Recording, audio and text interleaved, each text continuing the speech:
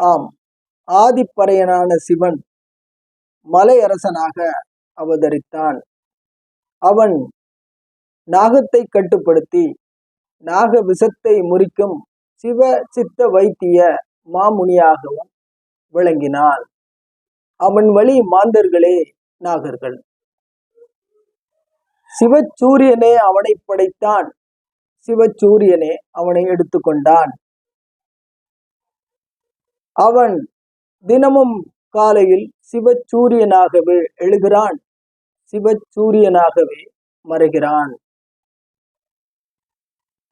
அவனே வேதப்பறையன், நாதப்பறையன் என்று இன்று எல்லோராலும் அறியப்படுகின்ற சிவன். ஆம், இதுவே பஞ்சம பறையர்களின் நம்பிக்கை.